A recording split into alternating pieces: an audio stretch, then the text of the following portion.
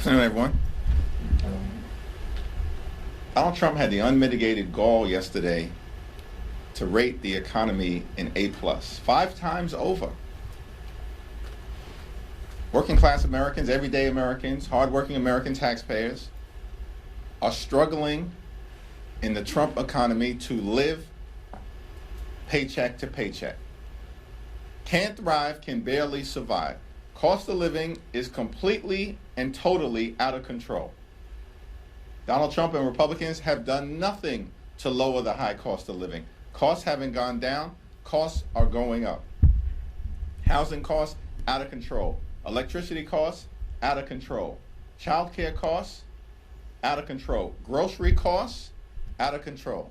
And health care costs, out of control. And about to get worse, because Donald Trump and Republicans refuse to do anything to extend the Affordable Care Act tax credits. The Trump Republican economy is not an A+. Everyday Americans are not confused about that. And if there's any debate as to the success or failure of this economy related to how it may be graded, the only question is whether the American people would give it a D for disaster or an F for failure. That's it. Nothing else.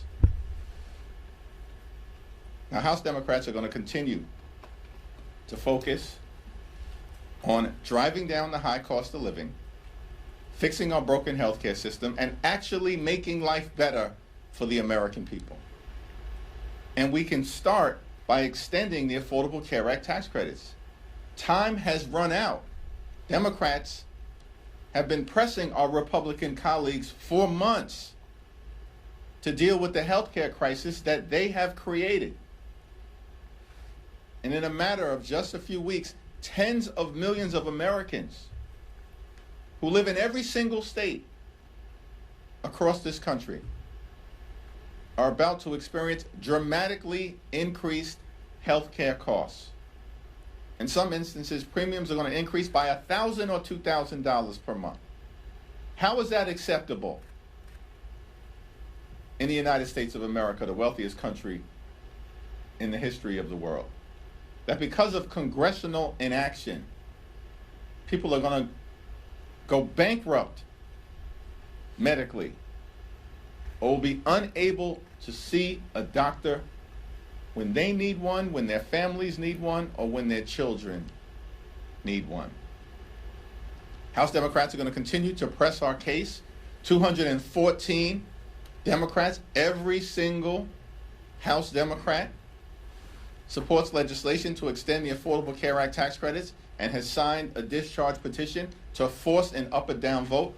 All we need are 4 House Republicans. Just 4.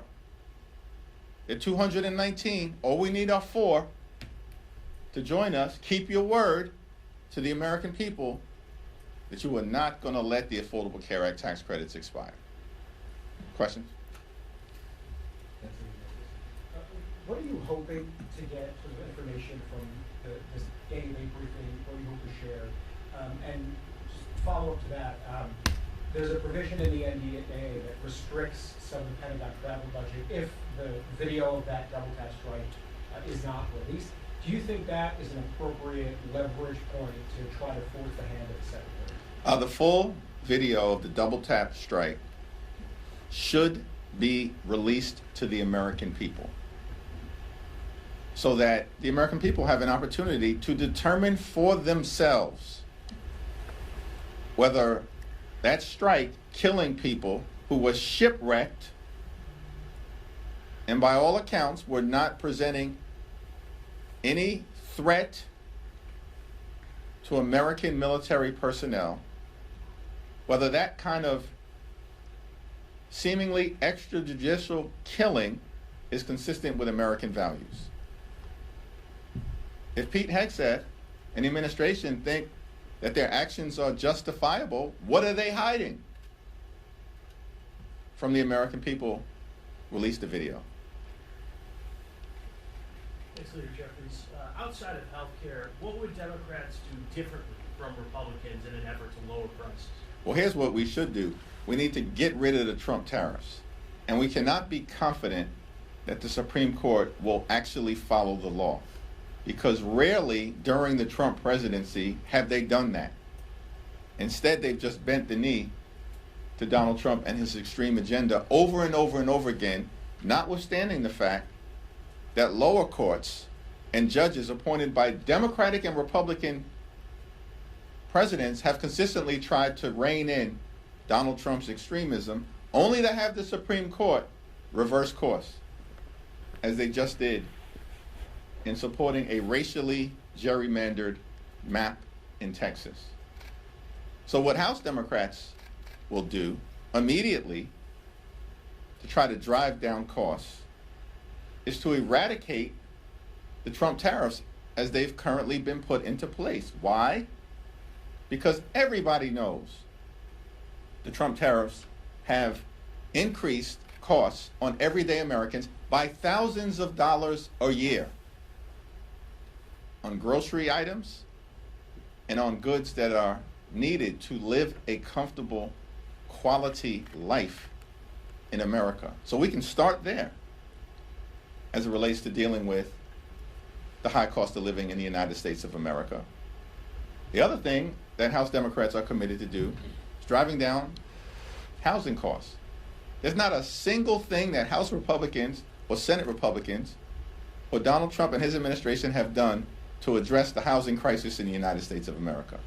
We're almost at the end of the year, and the most significant expense that the American people have to deal with on a month-to-month basis is their housing costs, either their mortgage, home insurance, or their rent. And Donald Trump can't see fit to do a thing about it? House Republicans have done nothing to lower housing costs when the overwhelming majority of the American people know that housing costs are out of control in this country?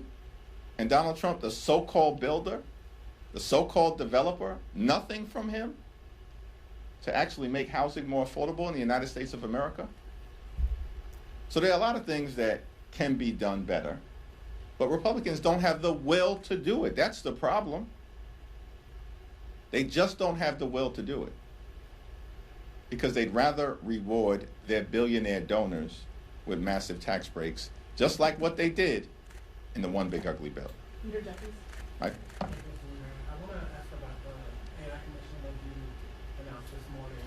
Over the last couple of years, there have been several bipartisan task forces, there have been reports on AI. I'm curious first, what makes this different than the other previous commissions, task forces, reports on AI? And also, I spoke to a few, experts and scholars and academics about AI, and some of them are concerned that AI is going to follow the same road as social media, that Congress is still grappling with trying to figure out how to regulate social media 15, 20 years down the road and have yet to do so meaningfully. We're years into AI, and there hasn't been any meaningful legislation passed into law. Do you share that concern? Is there a sense of urgency in Congress on the House Democratic side to actually get some legislation passed into law beyond these reports and task forces and commissions?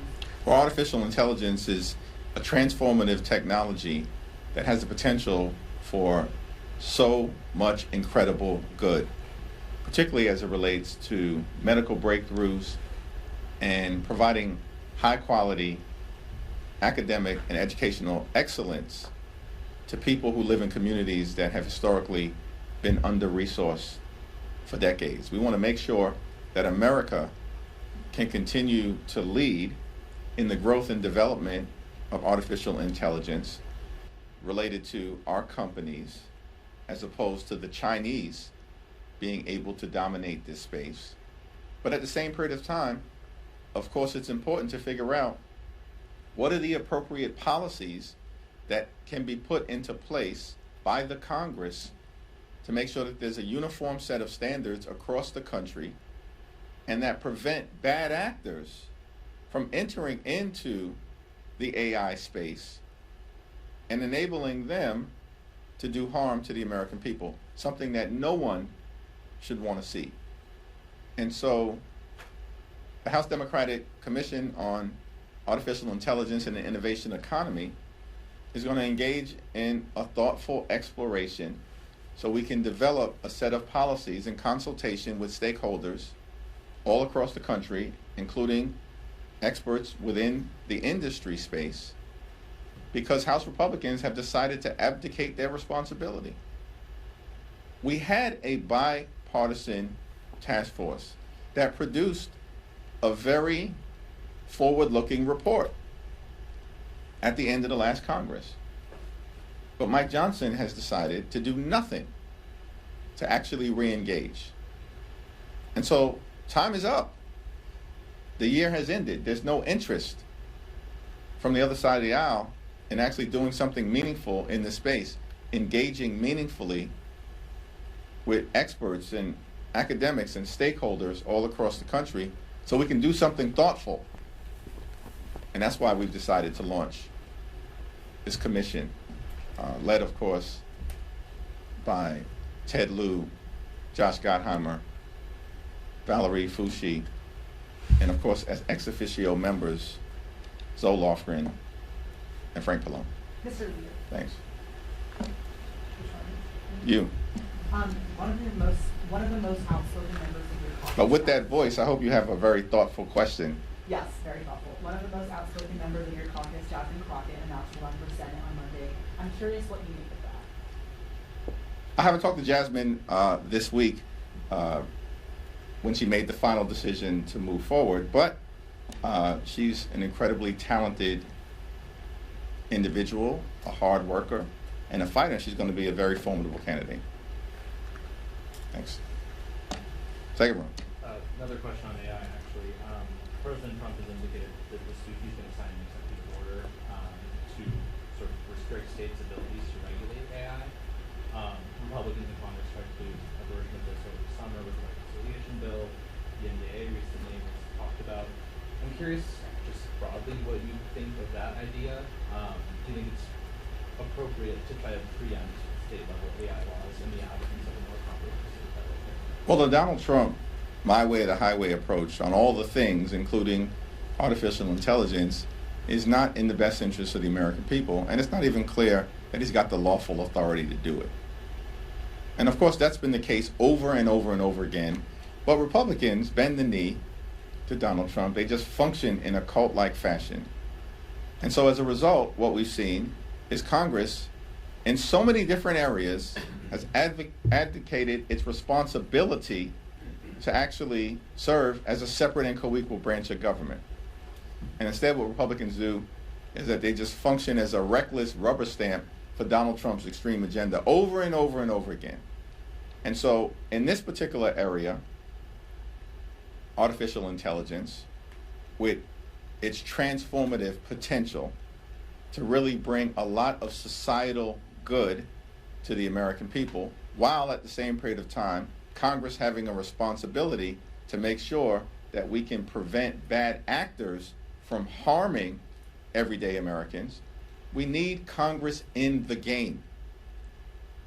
And on the House Republican side, they refuse to do anything thoughtful, common sense, or bipartisan. And that really is the reason why we've launched this House Democratic Commission. Thanks. Thanks, Leader Jeffries. On ACA subsidies, we know you want a 3-year clean extension, but there is another plan out there introduced this morning. Brian Fitzpatrick, Derek Golden, others, bipartisan. It's a 2-year with some eligibility limits. Is that something that you could support? And secondly, Mr. Fitzpatrick says he's got a discharge petition he's ready to unveil on that bill. Would you sign that discharge petition if yours remains at 212? There's one discharge petition that I'm committed to at the moment, and that's the 3-year extension of the Affordable Care Act tax credits, which currently has 214 members of Congress on it. So all we need are 4 Republicans to join us. I haven't had an opportunity to review the legislation being put forth by Representative Fitzpatrick and Representative Golden. Of course, I'll take a look at it to see if there's anything meaningful there as it relates to a path to getting something done. But many of my Republican colleagues talk a lot, but they don't produce anything. And we saw this consistently during the one big ugly bill debate. These very same Republicans, in many instances, were the ones who were saying under no circumstances were they going to cut Medicaid. And then almost every single one of them, with the exception of Representative Fitzpatrick and Representative Massey, every single one of them, other than those two, voted to enact the largest cut to Medicaid in American history. And in the same bill, they ripped $186 billion away from SNAP. These people literally stole food from the mouths of hungry children, seniors, and veterans, and all of this was done so they can enact massive tax breaks for their billionaire donors. And then they made those permanent. And now here we are, clock is ticking, in December, Affordable Care Act tax credits expire on the 31st, at the end of the month, and bills are still being introduced now? Listen, the most meaningful path forward, clearly, is for just a handful of Republicans to join us in the House, and for just a handful of Senate Republicans to vote in the next day or so on the bill that will be on the Senate floor that will extend the Affordable Care Act tax credit, so that tens of millions of people, including in dozens of Republican-controlled states, don't have their health care snatched away from them because it becomes unaffordable. Thank you, Mr. Leader. Two quick questions. One, as Democrats look to retake the majority in both chambers, are you planning to make an endorsement in the Texas Senate race? And two, yesterday, Congresswoman Crockett said that she won't need to win all the Trump voters in order to win the Texas Senate race. And given that state is dominantly red, would you say that it's vital that any candidate projects their message across the board to every single voter in order to win the state? Well, I think I'm obviously focused on the House, not the Senate, and we're only 3 seats short of taking back the majority, and we are going to take the majority back in the next Congress. The Republicans have been a disaster. They're totally on the run. They failed the American people. The cost of living is out of control. Democrats are the only group of people in this town and across the country actually interested in dealing with the affordability crisis. That's where our focus will continue to be. Donald Trump and Republicans don't even think that there is an affordability crisis. I mean, Donald Trump had the nerve to call it a hoax and a scam. Think about that. This guy just regularly lies to the American people. The same person who ran on affordability last year when he was trying to convince the American people to vote for him, and even said along with Republicans that they were going to lower the cost of living on day one, now says there is no affordability crisis. To me, that's what the American people are concerned about. Which party is actually committed to making their life better? That would be us, Democrats, as demonstrated last month in the off-year elections all across the country, which is why Democrats decisively won up and down the ballot. In terms of what's happening in Texas in the Senate race, before anyone gets to the general election, obviously there's going to be a competitive primary, and so we'll see what happens during the first Tuesday in March. Do you think any endorsement from you might add fuel to that fire and help get it win? We're still in the process of working through the House battlefield, so I've got no visibility into what we might do at any point into the future relative to the Senate. At the moment, we'll leave that to Chuck Schumer and the crew over there. You got it? You? Yeah. We'll go you, and then we'll go to you. How does that work? If Republicans try to pass the NDAA on suspension, will Democrats provide enough votes for that to pass, and how would you vote? Well, that's still going to be evaluated. We have a leadership meeting today at 5:15. Then we have a steering and policy meeting where we'll have that discussion at 6, and then we'll have a caucus meeting tomorrow where we'll hear a presentation about the NDAA, as well as differing perspectives that might exist as to whether the bill has gone far enough at this particular moment to merit overwhelming support from the House Democratic Caucus. That remains to be seen. I want to ask about Congressman Henry Cuellar. Now that he's been pardoned by President Trump, do you think it's appropriate for him to be brought back into the fold, to be given his appropriations to settle that? It's my expectation, consistent with the rule that exists relative to this very issue, and as has been the case in past practice, that he would be restored to the ranking member subcommittee position that he's previously held. And it's my understanding that the Appropriations Committee on the Democratic side will be meeting to take that business up in short order. Congressman Luna last night accused you of blocking her stock ban discharge petition. She said that you're stonewalling. Any comment or reaction to that? Here's the interesting thing. I've never had a conversation with her. Know nothing about her commitment to this issue.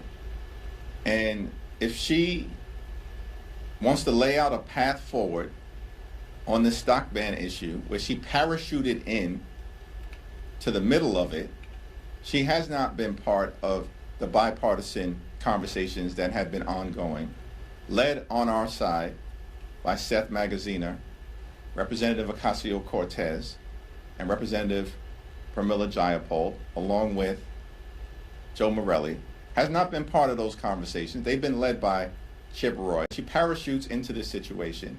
Nobody fully understands her intention. She's had zero conversation, as far as I can tell, with any of us.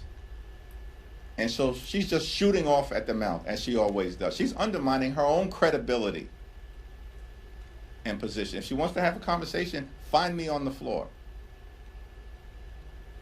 It's Democrats who are actually serious about enacting a congressional stock ban. And we're committed to using every tool available to make sure that this happens. Why doesn't Representative Anna Paulina Luna go talk to the Deputy Speaker, Mike Johnson? He's the one that a few days ago said her discharge petition was dead on arrival. See, when she runs off at the mouth, she loses all credibility. Talk to your own team. We're committed to this effort on the House Democratic side. And as a matter of fact, if she's interested in dealing with corruption, do something about the active ongoing crime scene coming out of 1600 Pennsylvania Avenue. The most corrupt administration in American history, and it's not even close. And we don't hear a peep from her or any of her colleagues about even extending the stock ban to the executive branch, to Donald Trump, to J.D. Vance, or perhaps even to the Supreme Court. So we're committed to this issue as Democrats. We want to make it happen. The only open question about whether we're going to move forward and deal with this aspect of cleaning up corruption in this town, a congressional stock ban, is whether Republicans have the will to partner with us in a bipartisan way. Thank you, everyone.